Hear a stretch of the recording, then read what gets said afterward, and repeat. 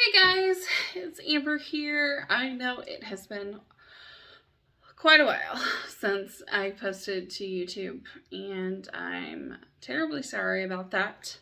But I did feel like it was more than time for an update, so that's why I'm here.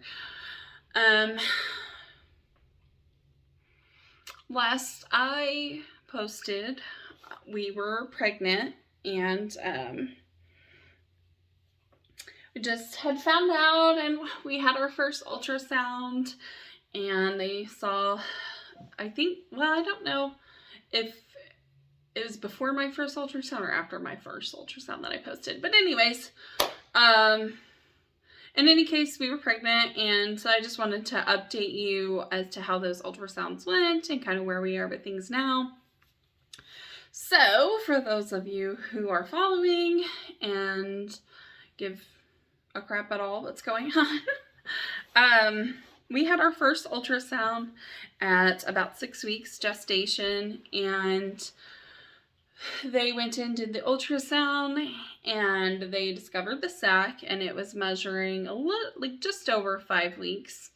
So it was a few days behind, but the main thing that they said was that there was growth, and so they scheduled a follow-up ultrasound 8 days after the first, and when we went in, we had a different ultrasound tech who was much more helpful than the first one, and she told us that she saw the yolk sac and possibly even 2 gestational sacs, and so we were kind of waiting to see what that meant.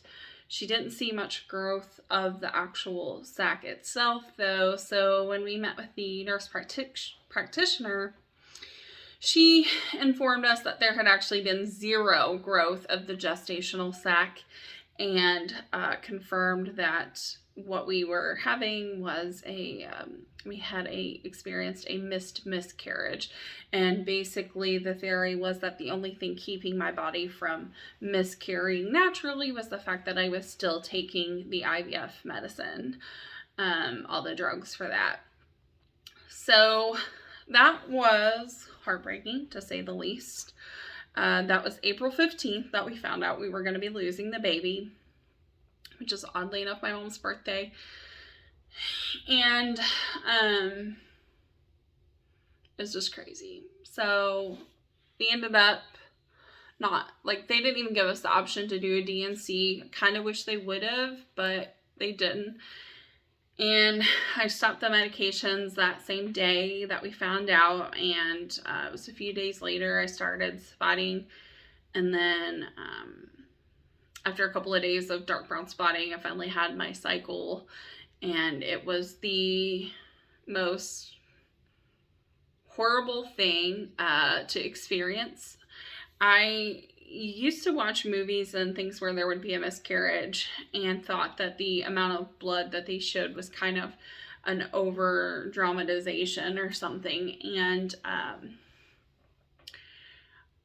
I knew mine was coming, but it still was so much blood that it was very scary. I'd never experienced anything like that before, and when I had asked the nurse practitioner, when she told us we were going to miscarry, I asked her what to expect, and she said, oh, it'll just be a little bit heavier than your normal cycle.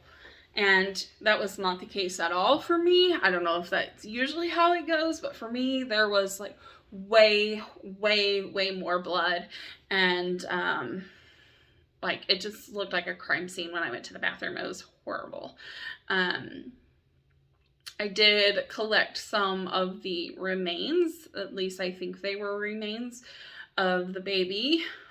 There was something I passed that looked like it could be the gestational sac, and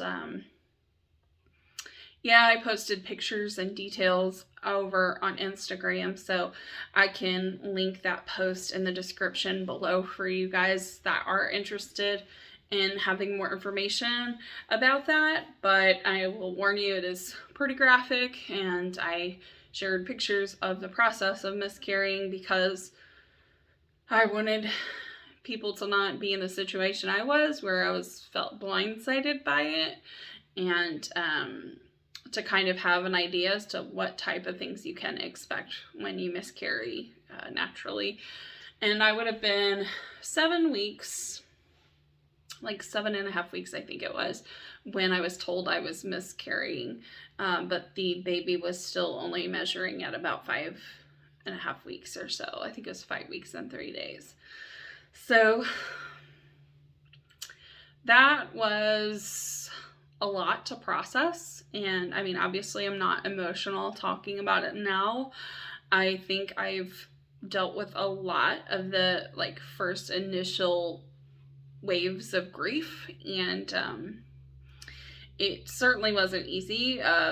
Miscarrying the week of National Infertility Awareness Week was horrible, because even though I found out on the 15th, my cycle and everything didn't actually start until the day of Infertility Awareness Week in April. And you know, and then right after that is Mother's Day a couple weeks later. So it was just a lot. And then we had Father's Day. It just kind of felt like we were being slammed emotionally. It's just so much. Shortly after finding out about the miscarriage, we had a consult with one of the nurses at CNY, and they suggested we do a recurrent pregnancy loss panel, since this was the second pregnancy that we had lost so early on. And because, you know, we had the chemical in March of 2020. So yeah, so we did the recurrent pregnancy loss panel. That was a lot of blood that was drawn. Like, I think I counted like 18 vials of blood that they took from me. It was a lot.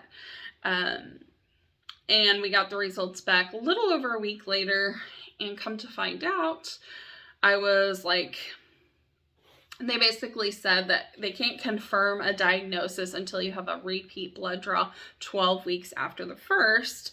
But based off early indicators, it was looking like I had a blood clotting disorder, it's an autoimmune disorder, and it's called antiphospholipid syndrome, or antiphospholipid antibody syndrome. It goes by APS for short, or APLS, I've seen in some places. But so basically what that means for me is that my body is attacking a protein that is in my blood that's a healthy protein, but it's attacking it, thinking that it shouldn't be there. And as a result, it causes my blood to clot extremely easily. And as a result of that, I am at a much higher risk for blood clots, DVTs, stroke, etc. And it can cause infertility, early pregnancy loss. It can cause a whole host of pregnancy issues if it's not treated properly. So we were first kind of told about that, and then told to meet with a hematologist to get more information. Met with her. Then I also initiated meeting with a high-risk OB, just because the hematologist wasn't super familiar with people in my particular situation. Usually, she said, people came to her after having a clotting episode. Well, I hadn't had a confirmed clotting episode that sent me to the ER or anything. The only reason I found out was because of the infertility and pregnancy loss piece. So she wasn't exactly sure about that impacting IVF and all of that stuff. So I met with a high-risk OB, asked her some questions about what that meant for pregnancy, if we did get pregnant with IVF. And then I talked to my primary care doctor. I talked to several different physicians, and everybody basically said, you know, if this diagnosis is confirmed, it can be managed. And yes, it can mean a lot of really scary things for a pregnancy, but as long as it's managed throughout the pregnancy, it should not be a huge issue. At least most of the time it's not. You know, if you've been following me for any length of time, you know that I tend to fall like way outside the norm. So even though when they say, oh, normally this is really not a big deal, I think, yeah, well, normally laparoscopies aren't a big deal either, and mine resulted in a 4-day hospital stay. So clearly I'm not falling in the majority most of the time. Anyways, but everybody seemed so comfortable and confident with me continuing with IVF if that's what we chose to do. The main issue for us was coming down to the finances, because we just felt like we were throwing money at IVF, like just making it rain and not really having a lot to show for it. Just like more and more bad things kept happening. So, yeah, so we found out about that, and then I went back for my 12-week redraw in July, and lo and behold, it was confirmed. I do have APS, so that was interesting. That was a whole other, like, okay, yeah, my body sucks. It hates me. And in the midst of all of that, I was having foot pain that was chronically, like, it just showed up out of nowhere. It wasn't going away, and we were trying all these things, and I'm still dealing with that a little bit. And then I started seeing a therapist because I was depressed as a result of the miscarriage and just having a really hard time bouncing back. And so I started getting on antidepressants, and I took Zoloft. And apparently, a very small percentage of the time, Zoloft can cause urinary issues. I happen to be one of those people. So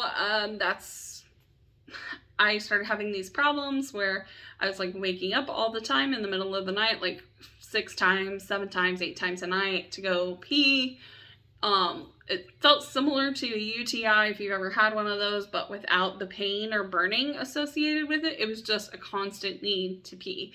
And did some research, found out antihistamines, which I had been taking Zyrtec the whole time. That, and also not NSAIDs. Yeah, no. What is it? What is it called? Oh my gosh, my brain isn't working.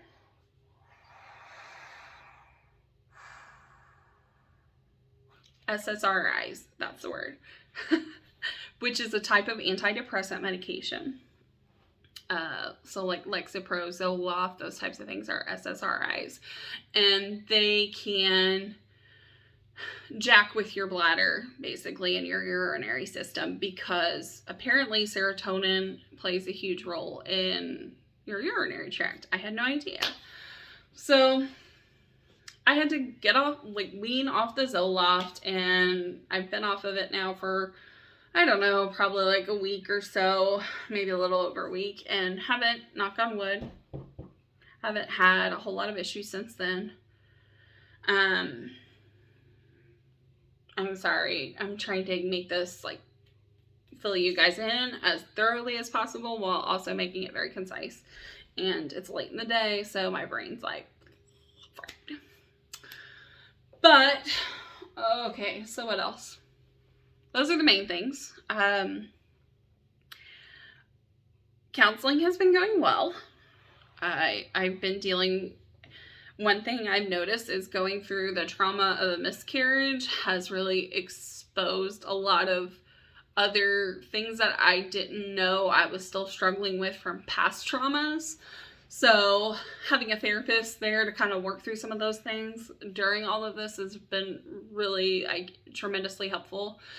And yes, I'm very glad that I've been investing in my mental health and doing that, because that has paid off quite a bit, actually.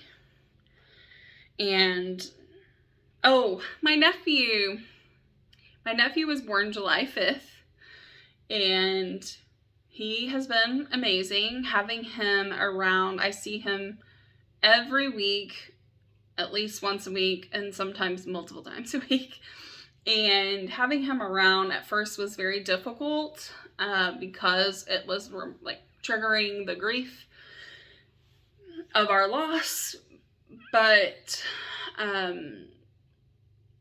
yeah, it's turned into a really big blessing because it just gives me an outlet for those like maternal tendencies in me, I guess. And I've just loved spending time with him and having a really close relationship with him. I got to be in the delivery room when he was born, and that was a really special, magical experience. And that was crazy in the best way. So, yeah, things have been okay. They've kind of settled down this last month or so, and we've started to get more into like a breathing space where we can kind of catch our breath. We did find out from my husband's employer that they are planning on covering infertility treatments starting the first of the year, which was pretty exciting, but also I'm skeptic. I'm trying to avoid being too hopeful and optimistic about that, because just because they say they're covering infertility treatment doesn't mean that it's good coverage. You know what I'm saying? So I'm kind of waiting for the details to be released so we can see if that's something that's going to be an option for us in the future or not, and kind of what is next for us. So that's where we're at with everything. I'm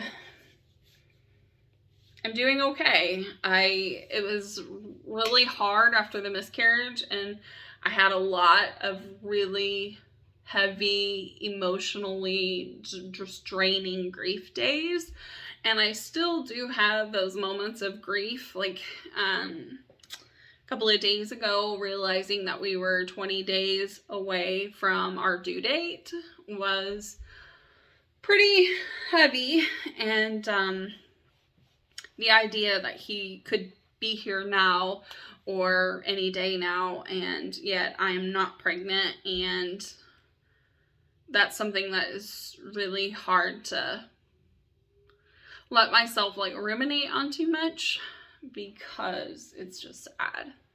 It's just sad how close we were, and then having that taken away again. Because like this time I was really cautious because of our chemical pregnancy and didn't get my hopes up, and then everything kind of just kept going, and we kept getting good report. So I just thought, maybe this is finally it for us. I let myself get hopeful. I went out, I bought pregnancy books, I bought little things, like little outfits and things for the baby. I let myself get super excited. Jace and I were talking about like schools and I mean just all kinds of things. And then when we found out we were losing him was just, yeah, it was pretty devastating, I think, for both of us. And Jason had a much harder time with it in a much different way than I did. He is an internalizer. He doesn't really share a lot of his feelings. But when he did,